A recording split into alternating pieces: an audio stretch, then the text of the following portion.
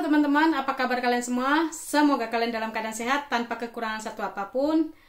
Nah teman-teman, di video kali ini aku mau sedikit ngebahas tentang perselingkuhan. Lala, perselingkuhan, aduh enak. Teman-teman, belakangan ini rame banget ya orang ngomongin pelakor, pembinor gitu kan, membinor dan melakor gitu kan. Itu kesannya kata-kata itu kayaknya udah enak, udah jadi kayak makanan sehari-hari teman-teman. Nah, kenapa sih orang melakukan perselingkuhan? Kenapa dia harus selingkuh dan apa alasannya? Itu banyak banget. Alasan-alasan itu banyak banget yang si pelaku itu minta dibenarkan dan minta dimaafkan dan minta dimengerti. Sebagian sih bisa kita mengerti kenapa dia harus kenapa dia berselingkuh dan kenapa dia melakukan itu. Alasannya banyak sekali ya teman-teman. Salah satunya adalah kebosanan. Mungkin rumah tangga udah berjalan sekian tahun. Obrolan dengan suami itu obrolan dengan pasangan itu udah kebanyakan berantem, nggak ketemu gitu kan. Saling mau membenarkan diri, pokoknya ngomong sedikit tuh udah nyulut aja gitu kan, salah dikit itu kayak petasan banting, cetar gitu kan, langsung marah gitu. Nah pasangan itu udah nggak nyaman lagi deh pokoknya diajak bicara seperti itu teman-teman. Dan ada lagi alasan karena not good looking anymore seperti itu juga ya, banyak juga. Tadinya yang slim sekarang udah slime gitu kan, udah melebar ke kanan melebar ke kiri seperti itu. Dan juga banyak juga karena kesepian gitu kan, selalu sendirian atau selalu tinggal aja dong, aduh tintus nek, saya hubungannya tetap baik-baik saja, komunikasi lancar. Nah salah satu adalah komunikasi yang tidak lancar gitu kan. Setiap kali bertemu seperti aku kan selalu ditinggal, setiap kali telepon itu selalu berantem. Jauh aja berantem, apalagi dekat meledak ya kan, seperti itu teman-teman. Nah kalau aku sih banyak ya teman-teman di sekeliling aku itu yang suka cerita masalah keluarganya, masalah hubungannya gitu kan. Aku nggak bisa sebutkan siapa namanya di sini dan itu tidak penting ya teman-teman. Di sini aku cuman mau menyaring cerita-cerita teman-teman aku itu, dan aku nggak berusaha untuk menjadi pendengar yang baik dan menjadi tempat penyimpanan yang baik gitu ya teman-teman. Jadi kalaupun ada salah satu orang di sini yang mendengarkan ini kisahnya sama atau ceritanya sama, ya bukan berarti saya menyinggung kalian atau menyindir kalian, nggak ada seperti itu. Jadi ya ini berdasarkan nyata cerita aja gitu.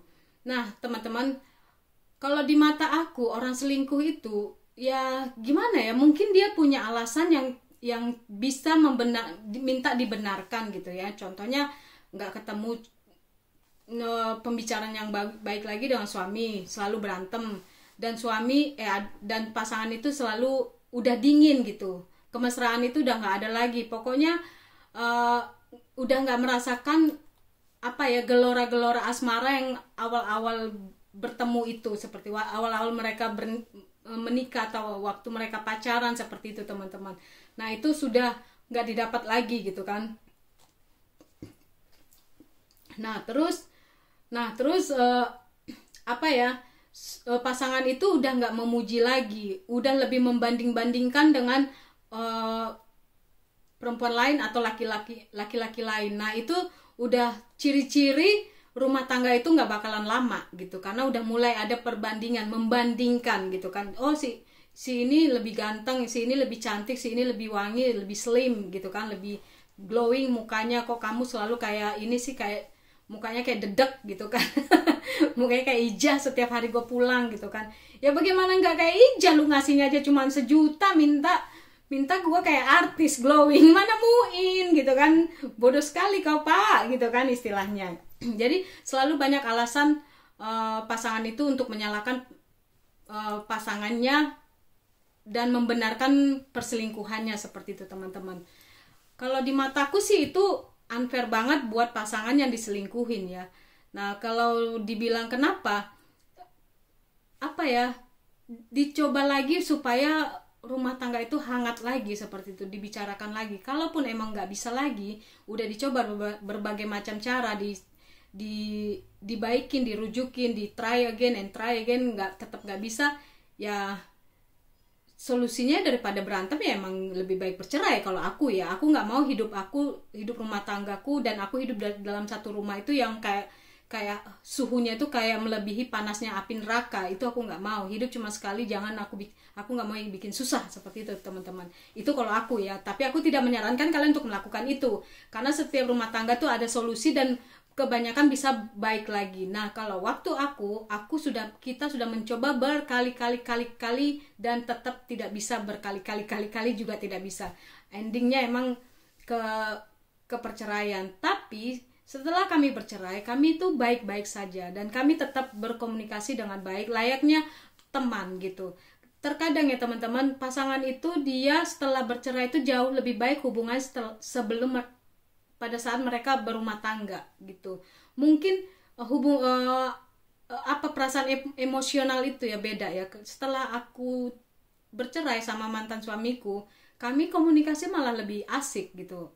Tentu aja kami tetap berkomunikasi karena ada anak. Jadi kita selalu berbicara tentang anak. Jadi supaya anak ini nggak minta kedua sumber gitu. Kadang minta sama bapaknya, minta sama mamanya, bilang bapaknya belum ngasih atau mamanya belum ngasih, itu kan juga nggak bagus. Nah, kami selalu berkomunikasi untuk hal-hal seperti itu. Kalau dulu itu susah banget tuh komunikasi seperti itu pasti meledak terus, berantem terus gitu kan. Kecemburuan yang nggak jelas arahnya itu selalu ada seperti itu, teman-teman. Entah itu cemburu dari aku, entah itu cemburu dari dia, karena kita selalu berpisah ya, karena suami aku selalu tugas keluar belayar gitu yang dulu gitu kan. Nah, teman-teman, banyak banget rumah tangga teman-teman aku yang dekat sama aku yang cerita itu ya seperti itu, karena pasangan itu sudah merasa lebih maco dan lebih cantik dan udah mulai membanding-bandingkan pasangannya. Mungkin karena dia suaminya ini atau pasangannya ini di luar sana sudah mulai ngelihat yang lebih cantik ya, atau yang lebih ganteng, karena penampilan suami ini juga sudah lebih mapan. Bayangkan aja waktu menikah itu tampang masih lugu. Setelah menikah perekonomian membaik, otomatis penampilan lebih baik dong, lebih maco, lebih cantik seperti itu. Nah, itu kan sudah membuat orang melihat kita itu dari sisi yang berbeda gitu.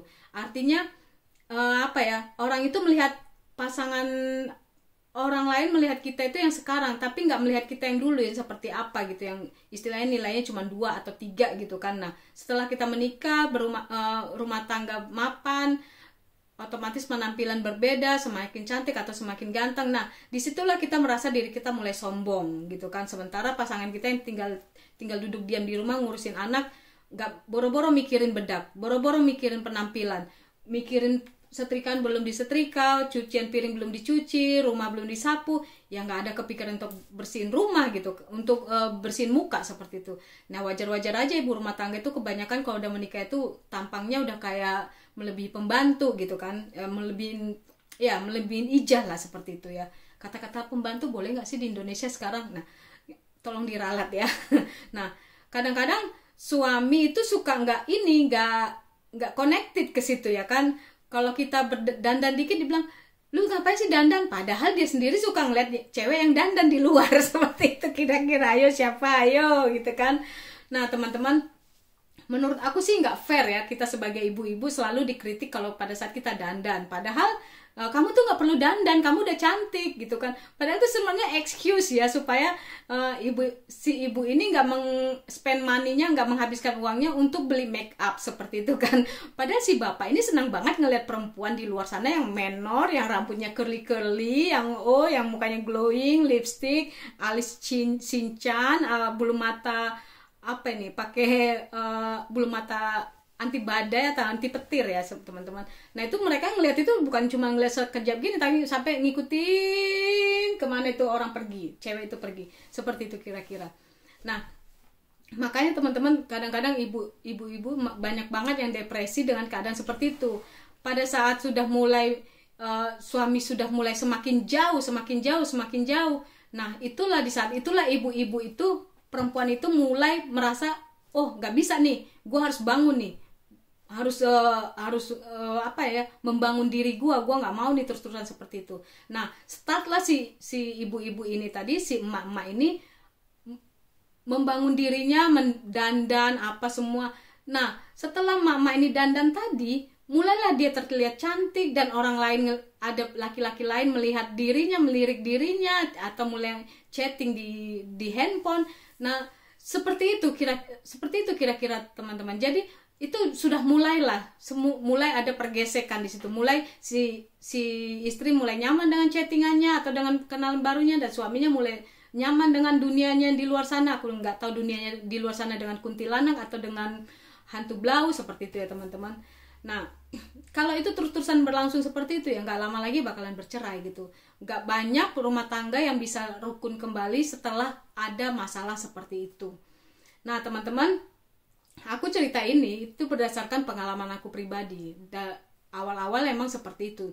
Jadi rumah tangga itu lebih gampang orang menikah daripada mempertahankan. Itu bener banget. Menikah itu gampang banget. Bikin surat-suratnya, ada uang, mau pesta sederhana, mau pesta mewah, this doesn't matter, terserah ya kan. Tapi pada saat mempertahankan rumah tangga itu yang paling sulit.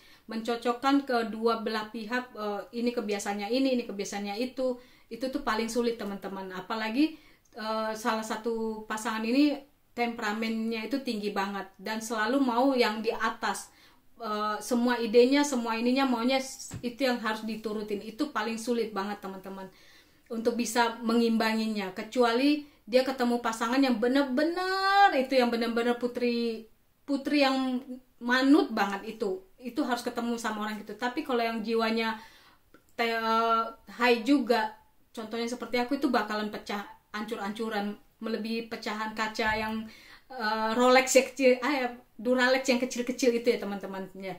Nah seperti itu teman-teman. Aku sih nggak tahu share aku ini bermanfaat apa enggak, tapi menurut aku ya teman-teman, pasangan itu kalau mau tetap berpanjang rumah tangganya, ya sebaiknya dibicarakan apa kekurangannya, maunya di bagaimana, maunya seperti apa. Hilangkan egoisnya, buang egoisnya, jangan pakai egoisnya dulu gitu kan. Jangan pakai gengsinya, jangan merasa oh aku kepala rumah tangga, aku seperti ini, atau oh aku ibu rumah tangga, penghasilanku lebih tinggi, gua nggak mau diatur sama lu. Nah kalau ada seperti itu ya susah banget teman-teman untuk bisa mempertahankan rumah tangganya. Sebaiknya lebih baik membuang egoisnya dan membuanglah egoisnya itu supaya bisa ketemu titiknya. Tapi kalau emang nggak bisa ketemu titiknya, ya untuk apa dipertahankan? Hidupnya terlalu indah untuk dibuat susah kalau menurut gue gitu kan. Makanya waktu itu aku memutuskan untuk berpisah gitu, karena berpisah itu bukan berarti akhir dari segalanya, bukan berarti kematian. Masih kita tetap bisa berhubungan, malah lebih baik hubungannya buat aku loh ya. Tapi saya tidak menyarankan Anda untuk bercerai. Yang saya sarankan adalah berkomunikasi, membicarakan dengan baik-baik, maunya apa, rumah tangga mau dibawa kemana, mau baik, mau hitam, mau putih, itu bisa dibicarakan dengan baik-baik. Kalaupun tidak ada ketemu jalannya, bercerai itu bukan berarti hal yang paling memalukan. Lebih memalukan kali hidup bersama tapi pagi, siang, sore, malam itu berantem terus, bahkan sampai ada yang saling bunuh, itu paling dihindari banget teman-teman. Saling menyakiti itu paling dihindari banget. Waktu itu yang paling aku takutin itu saling menyakitin, akhirnya bentrok fisik, itu yang paling aku takutkan. Nah teman-teman, mudah-mudahan share aku bermanfaat buat kalian semua. Terima kasih buat kalian yang sudah full mendengarkan cerita aku. Thank you for watching. Kalaupun ada kritik dan saran buat kalian yang setuju, yang tidak setuju, silakan tulis di kolom komentar. Nggak setujunya bagaimana, setujunya bagaimana, jadi kita bisa share di kolom komentar. Thank you for watching, so see you next video. Bye.